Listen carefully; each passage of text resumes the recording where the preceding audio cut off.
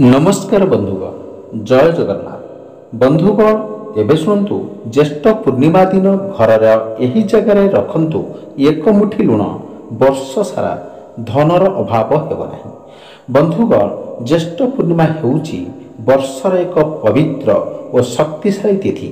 यही दिन में धार्मिक और आध्यात्मिक गुरुत्व बहुत रही। यही दिन किसी विशेष उपाय कले घरर नेगेटिव ऊर्जा दूर होता है और धन समृद्धि शांति घर को आसी थाए। बंधुगण तेणु आज आम जानिबा एक सरल उपाय बा लाभदायक उपाय विषय जहाँ हेउची लुण। लुण केवल खाद्य मसला नुहे यार आध्यात्मिक शक्ति मध्य रही। लुण घरर नकारात्मक शक्ति को शोषि नहीं थाए एवं परिवेश को पवित्र एवं सरस सुंदर करि थाए। यही उपाय जानिबा पूर्व आजिर अनुचिंता जानिबा दयाकोरी वीडियो को शेष पर्यंत देखंतु। वीडियो को एबे पर्यंत लाइक करनथिले लाइक कर दियंतु एवं सांगसाथी मान को शेयर करंतु एवं चैनल रे नुआ थिले चैनल को सब्सक्राइब कर रखंतु। आसंतु एबे जानिबा आजिर अनुचिंता। घरर दक्षिण पश्चिम कोण रे बेडरूम करिबा उचित। यहा द्वारा शुभ होइथाय एवं दाम्पत्य जीवन रे शांति आसीथाय। सोईबा घरे बेड पाखरे किछि धड़ा फूलर फटो रखिबा द्वारा वैवाहिक जीवन में सुख सौभाग्य आसी था।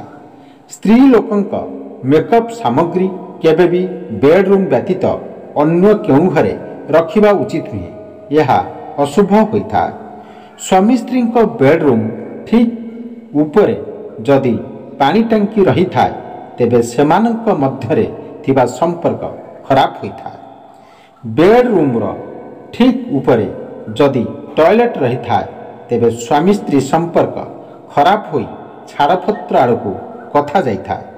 सेथिपाई बेडरूम ठीक उपरे पानी टंकी किंबा टॉयलेट रखिबा उचित नुहे। जदि थाए बेडरूम बदलाइबा उचित। केबे भी बेड घरर कबात सामना रे हेबा अनुचित। यह द्वारा शरीर असुस्थ होता एवं अशांति लगी रही था। सोईबा घरे लागिथिबा पंखारु किंबा झरकारु जेपरी अतिरिक्त शब्द बाहरिबा अनुचित। यह द्वारा मतभेद देखा देता है। बेडरूम रे डार्क रेड ब्लैक ब्लू एवं ग्रे इत्यादि रंग व्यवहार करिबा अनुचित एवं व्हाइट येलो पिंक किंबा क्रीम इत्यादि रंग करिबा द्वारा शुभ होइथा है। बाहर लोकन को केबे भी स्वामी स्त्री बेडरूम को जीवाकू देबा अनुचित। यह द्वारा सेमानक भितरे संपर्क खराब होता है। बाहर लोकंक मन नजर बेडरूम भीतर को पड़िबा उचित नुहे। यह द्वारा स्वामी स्त्री विभिन्न खराब कथार शिकार होइथांती। सूर्यास्त परे बेडरूम रे किछि समय लाइट जलाइबा उचित। यह मंगलकारी होता है एवं अर्थ चिंता कम होता है। बेडरूम झरका सबू बड़ हेबा उचित नुहे, छोट हेबा उचित। यह द्वारा परिवार लोकंक भितरे अविश्वास देखा देता है। घरे रोषेई करि सारिबा परे किछि खाद्य प्रथमे वास्तु देवता को समर्पण करी गाई को खुआई देले मंगल होता। बेडरूम रे टीवी कंप्यूटर इत्यादि विद्युत उपकरण रखिबा अनुचित। यह अमंगलकारी होता। ठाकुर घरे पुराना जिनिस किंबा बेकार जिनिस रखिबा अनुचित। यह द्वारा आर्थिक एवं शारीरिक समस्या देखा देता है। यह मानिले मंगल होता। घरे जदि जोता चपल एठी सेठी पड़े किंबा व्यवस्थित भाव न रहे तेबे परिवार लोकंक भितरे कलह देखा देता है।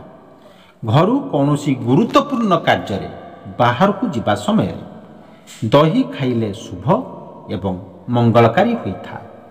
जदि राति रे निद हेउन थाए दक्षिण दिग को मुंड करी सोइबा उचित। यह द्वारा चिंता दूर होता एवं भल निद होता। पिला मानक निद जदि राति रे बारंबार भांगु थाए तेबे रूम रे हल्का येलो लाइट जलाइबा बा लगाइबा उचित। घरे जदि पोषा पशु किंबा पक्षी रखुचंती ତେବେ ଉତ୍ତର ପଶ୍ଚିମ କୋଣ ବା ବାୟବ କୋଣରେ ରଖିବା ଉଚିତ। ଭୋଜନ କରିବା ପରେ କେବେ ବି ଅଇଁଠା ଥାଳି ହାତରେ ଧରି ଅଧିକ ସମୟ ରହିବା ଉଚିତ ନୁହେଁ। ଏହାଦ୍ୱାରା ଆର୍ଥିକ ଚିନ୍ତା ବୃଦ୍ଧି ହୋଇଥାଏ।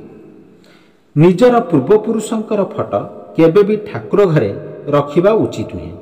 ଏହା ଘରର ଦକ୍ଷିଣ କାନ୍ଥରେ ଲଗାଇବା ଉଚିତ। ରାହୁକାଳ ସମୟରେ ପଇସା ରଖୁଥିବା ଆଲମାରୀ ଖୋଲିବା ଉଚିତ ନୁହେଁ। ଏହାଦ୍ୱାରା ଅର୍ଥହାନି ହୋଇଥାଏ, ତେଣୁ ଧ୍ୟାନ ରଖିବା ଉଚିତ। ଘର ମଝି ସ୍ଥାନକୁ ବ୍ରହ୍ମସ୍ଥାନ କୁହାଯାଏ ଏବଂ ଏହି ସ୍ଥାନରେ କେବେ ଭାରି ଜିନିଷ ରଖିବା ଉଚିତ ନୁହେଁ। ଏହାଦ୍ୱାରା ଅଶାନ୍ତି ଦେଖାଦେଇଥାଏ। ପଞ୍ଚରତ୍ନକୁ ଶୋଇବା ସମୟରେ ନିଜ ମୁଣ୍ଡ ଉପରେ ରଖିବା ଉଚିତ ଏବଂ ଉଠିବା ପରେ ପ୍ରଥମେ ଦେଖିବା ଦ୍ୱାରା ସ୍ୱାମୀ ସ୍ତ୍ରୀଙ୍କର ବିବାଦ ଦୂର ହୋଇଥାଏ। ବନ୍ଧୁଗଣ, ଏବେ ଆସନ୍ତୁ ଜାଣିବା ଲୁଣର ଉପାୟ। ଦୟାକରି ଧ୍ୟାନର ସହିତ ଶୁଣନ୍ତୁ। ଜ୍ୟେଷ୍ଠ ପୂର୍ଣ୍ଣିମା ଦିନ ସନ୍ଧ୍ୟାବେଳେ ଘରର ଉତ୍ତର ପୂର୍ବ କୋଣରେ କିମ୍ବା ପୂଜା ଘରର ଏକ ସଫା ଲୋଟା କିମ୍ବା କଞ୍ଚା ଦିଶାର ଦେଖି ପାତ୍ର ରଖନ୍ତୁ। ଘରର ଯେଉଁ ଦିଗ ଅଧିକ ଖୋଲା ଓ ବାହାର ଦେଖାଯାଇଥାଏ ତାହାକୁ କଞ୍ଚା ଦିଶା କୁହାଯାଏ। ପିତ୍ତଳ, ତମ୍ବା ଏବଂ କଞ୍ଚା ଲୁହା ଆଦି ଧାତୁ ପାତ୍ର ଆଧ୍ୟାତ୍ମିକ ଭାବେ ପବିତ୍ର ମନ୍ତ୍ର ଅନୁସାରେ ମନାଯାଇଥାଏ। ଏମିତି ପାତ୍ର ନେଗେଟିଭ୍ ଊର୍ଜାକୁ ଶୋଷି ନେବାରେ ସାହାଯ୍ୟ କରିଥାଏ। ଏହି ପାତ୍ରରେ ଏକ ମୁଠି ସାଧାରଣ ଲୁଣ ରଖନ୍ତୁ। ପାଖରେ ଗୋଟିଏ ଦୀପ ଜାଳନ୍ତୁ। ମା ଲକ୍ଷ୍ମୀଙ୍କର ନାମ ଉଚ୍ଚାରଣ କରନ୍ତୁ। ଏହି ଲୁଣ ଦ୍ୱାରା ଘରର ନକାରାତ୍ମକ ଶକ୍ତି ଶୋଷି ନିଆଯିବ। ପରବର୍ତ୍ତୀ ଦିନ ପୂର୍ବାହ୍ନରେ ଏହି ଲୁଣକୁ ଜଳ ଭିତରେ ଘୋଳି ଘରର ବାହାରେ ବିସର୍ଜନ କରିଦିଅନ୍ତୁ। ଏହି ସରଳ ଉପାୟ ଘରକୁ ପବିତ୍ରତା ଓ ଧନ ଆଣିଥାଏ। ନକାରାତ୍ମକ ଶକ୍ତି ଦୂର ହୋଇଥାଏ, ବିପଦ ଅଟକିଯାଏ ଏବଂ ଘରର ଶାନ୍ତି ଓ ସମୃଦ୍ଧି ବଢ଼ିଥାଏ।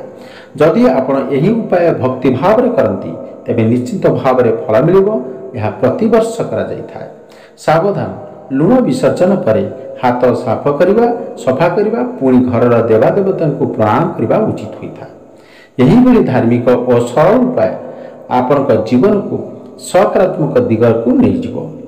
ଏହି ସରଳ ଉପାୟ ଅନେକ ଲୋକଙ୍କ ଜୀବନରେ ପରିବର୍ତ୍ତନ ଆଣିଛି। ଆପଣମାନେ ମଧ୍ୟ ଏହାକୁ ଜ୍ୟେଷ୍ଠ ପୂର୍ଣ୍ଣିମା ଦିନ ଅବଶ୍ୟ ଅନୁସରଣ କରନ୍ତୁ। ଭିଡ଼ିଓ ଭଲ ଲାଗିଲେ ଲାଇକ୍ କରନ୍ତୁ ଏବଂ ସାଙ୍ଗସାଥିମାନଙ୍କୁ ସେୟାର କରନ୍ତୁ ଓ ଏମିତି ଅନ୍ୟ ଉପାୟ ପାଇଁ ଆମ ଚ୍ୟାନେଲକୁ ସବସ୍କ୍ରାଇବ୍ କରନ୍ତୁ। ଧନ୍ୟବାଦ। Thank you so much watching.